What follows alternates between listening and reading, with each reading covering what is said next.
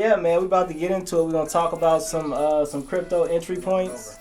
This week, cryptocurrencies have been in a free fall, giving concern to investors in the world of crypto. Is crypto going to zero? Is the dream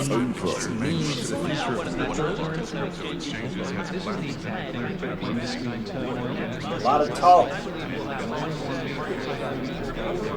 But when it comes to crypto, it's not what you say. It's what you do. We built our company in the United States. Our customers' assets 1-to-1. We never trade against our customers. And we are a public company with regular audits. Transparent accounting. So we'll just do what we've always done. Ignore the noise and keep building.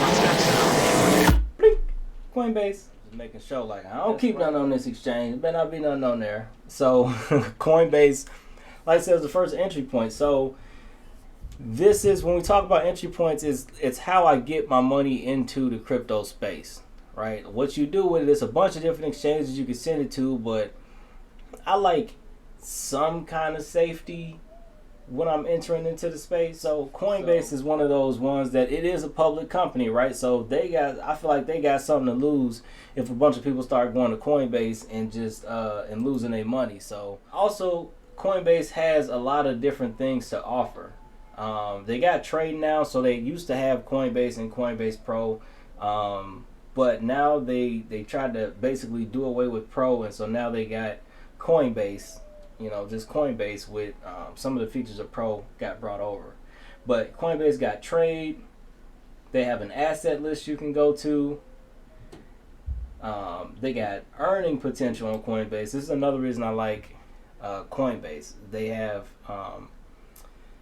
built-in APYs for a lot of these different assets. Now, if you're somebody who holds your assets on here, then this is kind of beneficial to you. I personally don't hold any assets on an exchange. I just don't do it. Even though some assets like this, like look at that Algorand 5.75 APY for keeping your Algorand on here. That's a big return. I doubt your bank is giving you 5% on your savings account, right? Like, man, so that's a big return. But this is just one of the things that Coinbase has to offer. I personally, like I said, I don't keep my money on the exchange. I go with the hardware wallet. Y'all heard the last video that got put out there, but it's just an option. So not only can you earn on what you're keeping on Coinbase, but they also give you learning rewards. Now this is something where it's like you're getting paid to learn something, right? So they got this, what is the graph, what are indexers, what are curators. So this is all about the graph, right? And it's saying, look, you can earn up to $4 worth of GRT if you just take this lesson. Same thing with AMP. You can earn up to $3 an AMP if you take this lesson, right? So, and look, they're giving you like $1 per lesson, basically $1 worth of AMP per lesson. So that's something that's beneficial, especially if they when they have ones out here that I remember they used to have like XLM out here for learning rewards, but some of these you're looking, you find out like, oh wait, that token is actually below $1, so I can get more than one just for doing the lesson. So that's kind of clean. I don't know much about Near Protocol, but they usually have a few of the popular ones out here that you can do that with. And like I said, it's if one of these tokens is, let's see, what's GRT worth anyway? My other reference that I'm gonna give you a little bit later here, Coin Market Cap, but it's just, what's the value of GRT? So it's 5 cents.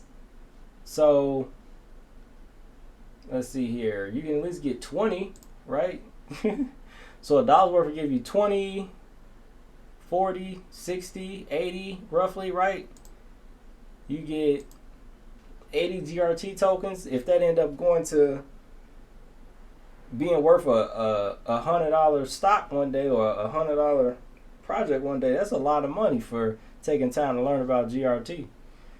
But I don't know that GRT is even gonna get to 100, right? It could go to $10, but still, that's $800, right? That's cool, right? So that's who knows? I'm not crazy bullish on GRT, but it is a popular change and it's likely a solid project. What else we got here? So they talk a little bit about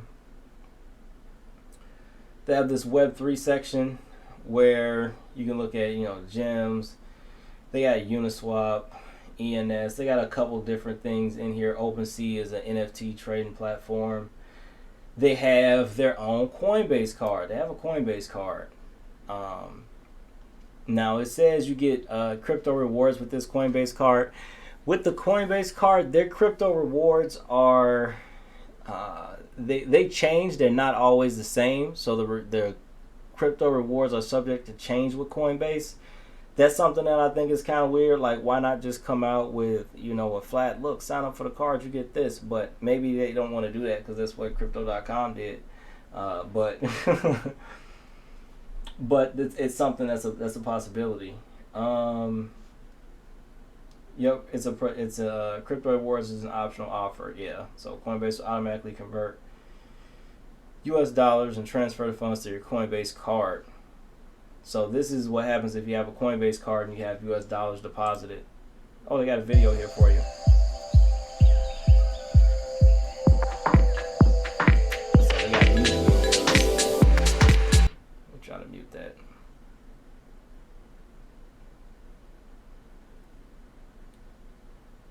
Yeah, so you see I got the chip on it. You got the chip on it just like all the other cards are starting to have right now. So that's cool. You can pay people. You can send money to friends. They have an NFT section here, but it's in beta. I haven't bought anything from the Coinbase NFT shop, but it's in beta. I guess since we're here, let's go ahead and take a look real quick.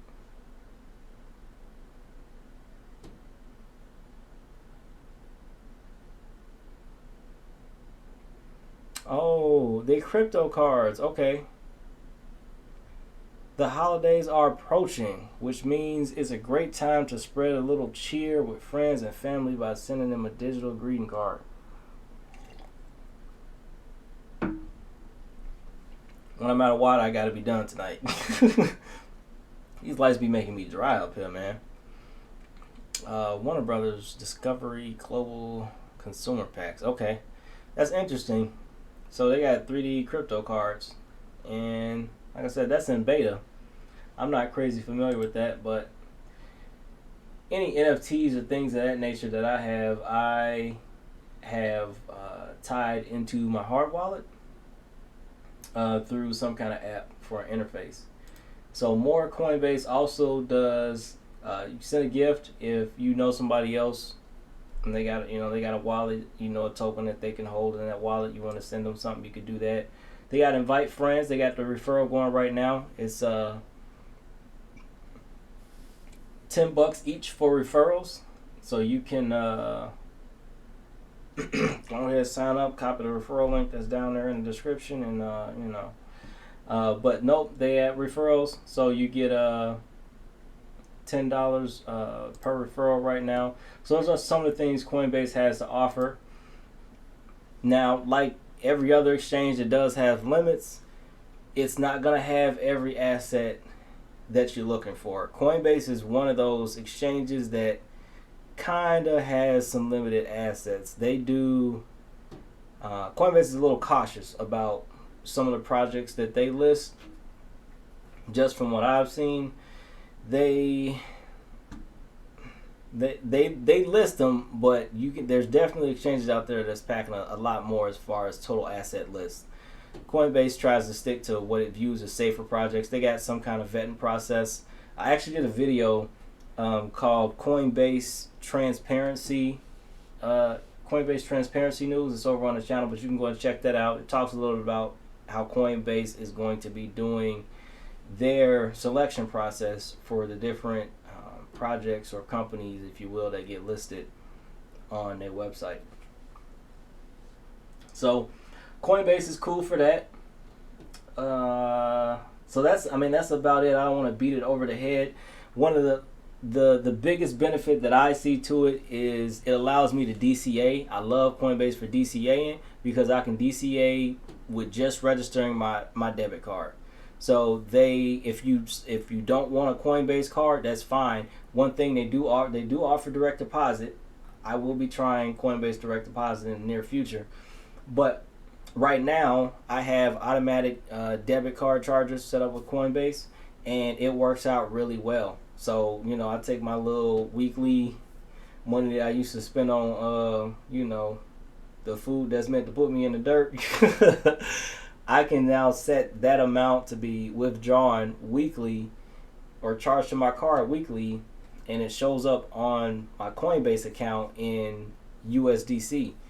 And then I can move that USDC to another exchange if I need to trade for something, or I can just take that USDC and send that straight to my hard wallet, whatever I want to do with that.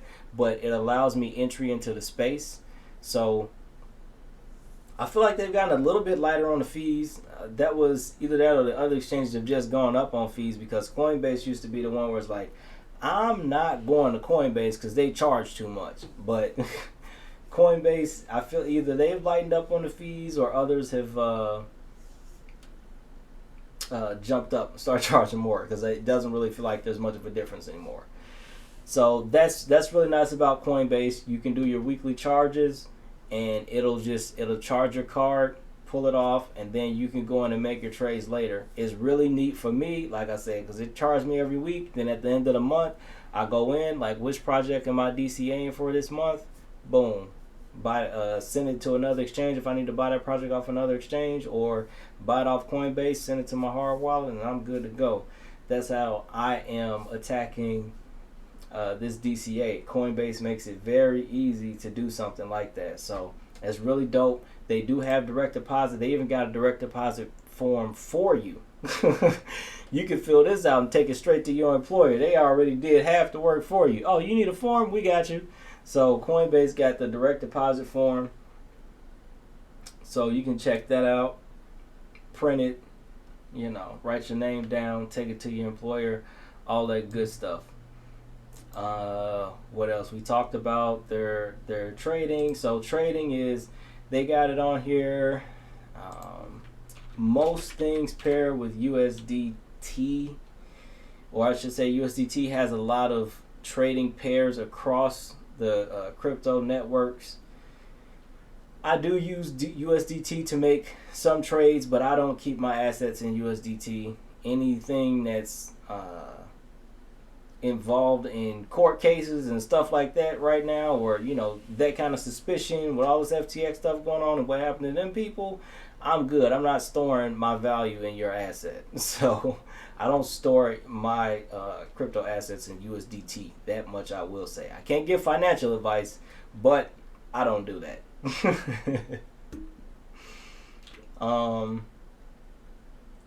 What else we got here? I think we covered Coinbase pretty good. So let's go ahead, because we do got an article to cover tonight, a little funny article. So let's go ahead and get to the next exchange on the easy entry list.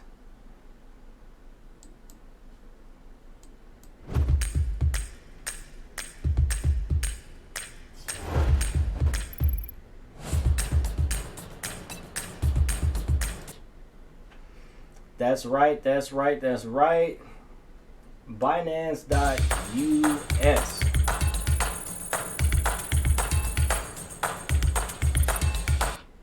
Binance.us is another one of those exchanges, right? Binance in general, another one of those exchanges where it's a big enough name to where they don't want to, it matters to them if people start saying that their exchanges and their platforms are terrible, right? Binance.us also allows you easy entry into the space for depositing crypto. You can buy crypto. Look, it's very similar to how Coinbase has it, right? Very simple: buy, sell, convert. A lot of these exchanges are adapting stuff like that, and it makes it a lot easier to get into the space. So I'm all for that. So it allows you to choose the method, the way that you want to buy it, and then go from there. They don't have as many of the neat things as Coinbase has. Coinbase had a lot of other little neat ways to earn, and ways to share with friends and stuff like that, right? Coinbase has a lot more to offer in that space. They got the learning rewards to earn. Everything is advertised with a direct deposit. Binance.us is just not quite as friendly on the eyes, right? And this is a desktop version. For those of y'all who are mobile, they do have mobile apps for both of these applications. Personally, I like doing finances on a bigger screen. I don't like doing my finances on a little screen. I will go in and make like a crypto purchase on there if it's just a real quick one. But when I am actually sitting down to do my focus time on what move I'm about to make, I like being in front of a computer for that. But they do have apps, and you can use the apps to get into this space as well. It works out really neat. So again, Binance.us it's one of those that's a bigger name. Going into it, I slowed down on using Binance.us.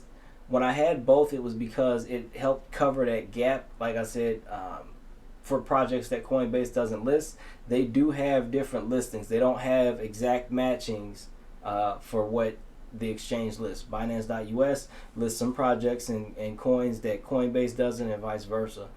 So that's one of the reasons that I started using Binance US, was to get into some of those projects that Coinbase wasn't listing at the time. And like I said, it was a bigger name. They got a little more skin in the game, right? So, not other than the features that Coinbase has as far as, the earn and the learn and things like that, not a whole lot of difference. The one downside to Binance US was originally when coming into this space, at that time they did not have instant clearing for debit card purchases. Coinbase did. Coinbase allowed for instant clearance. I could make my purchase, they'd clear it. I could then right away make my move if I needed to get my stuff to another exchange. Binance.us at the time had like a 3-day waiting period, so you'd buy and then you'd have to wait. You could get another asset within their exchange, but if you wanted to move your money off of their exchange, you had to wait for everything to clear, and that used to be a time of 3 days. Now, it's been a while since I made a purchase on Binance.us. I would assume they had that cleared up by now. In fact, I think I got emails about the clearing time at least going down or being reduced quite some time ago. So Binance.us, just another one of those options. Now, some honorable mentions that we won't really dive too far into because I don't want to keep everybody here all night.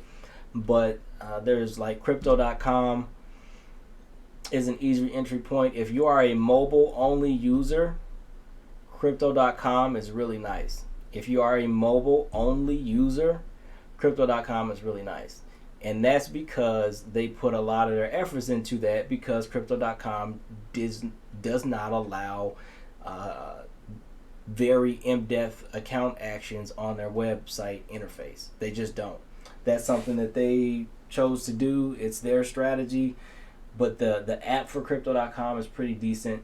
That's another what I would call safe entry point, right? Crypto.com, they got Crypto.com Arena now, right? They bought out the Lakers Stadium, if I remember correctly, so the Staples Center. So Crypto.com they got some skin in the game too. They're another one. And now the last one is kind of low key, but is really known quite well to everybody who's been in the space for a while, and that one is UPHOLD. And I'm going to actually go ahead and throw it up on the screen. UPHOLD is another one of those spaces. UPHOLD you can get an UPHOLD card, and UPHOLD is really good with letting you exchange the value from one asset directly to another.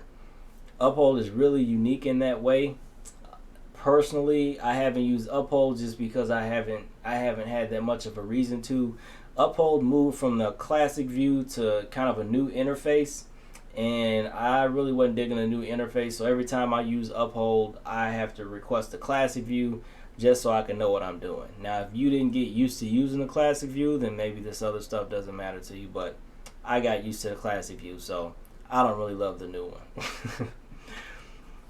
But a nice thing about Uphold is if you have Brave browser and you spend a decent amount of time on the computer and you use Brave browser and allow, people to advertise to you, based on your web traffic or whatever, you can actually get paid for allowing them to do that. So Brave browser will pay you in BAT tokens, basic attention tokens. And those BAT tokens, you can set those to deposit to your Uphold wallet. And then at the end of the month or the end of the quarter, whenever you remember, for me it was only like 4 or 5 months before I would remember, but you can then go in and spend those basic attention tokens to buy into different projects that you wanted. So that was really nice. Just for browsing the web, I can have it set to direct deposit to my Uphold account, and then I can take those basic attention tokens, or maybe I want to keep basic attention token, right? But you can take those tokens and then trade and get other things that you wanted. So that was a really nice thing about that. What else we got? Uphold. No, a downside, I guess, since I've been giving you a downside to all, I'm going to give you a downside to this. Downside to Uphold was when they came up with a new interface, I found it a little more difficult to get my funds out of Uphold when I wanted to. Now, and that's probably by intent. Uphold has an Uphold card, right? And to help drive use of that card, it's, kind of better if people keep their assets on your platform, right? So I don't know if they intentionally made it hard to do, right? Or if that was something they were trying to move away from. That's just how I felt with using the platform. And I was like, I need to be able to move a little bit. I'm not quite ready to, go all in. So that was the only reason I slowed down on my Uphold use, but I don't hate Uphold as a platform either. It's another one of those, if you're in the space and you're ready to go all in and get your card and trade and you're comfortable like that, Uphold is great. As a matter of fact, shout out. Hold on, let me play a little music before I say this name. Hear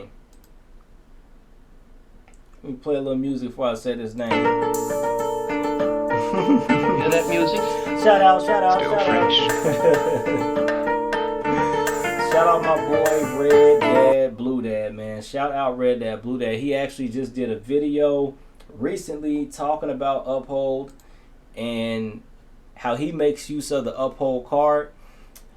Red Dad is a really good resource in this space. For those of y'all who are unfamiliar with him, y'all know I rock with Red Dad Blue Dad. So check out his platform. Definitely a cool dude. But he made a video recently about Uphold. So if you are interested in looking more into Uphold as a platform or looking into different platforms, you can head on over to Red Dad Blue Dad channel. I'll probably come back after the live stream and actually link that as a pretty good video for those who want to look at something besides Coinbase like I talked about or Binance.us. Hear that music? Still fresh.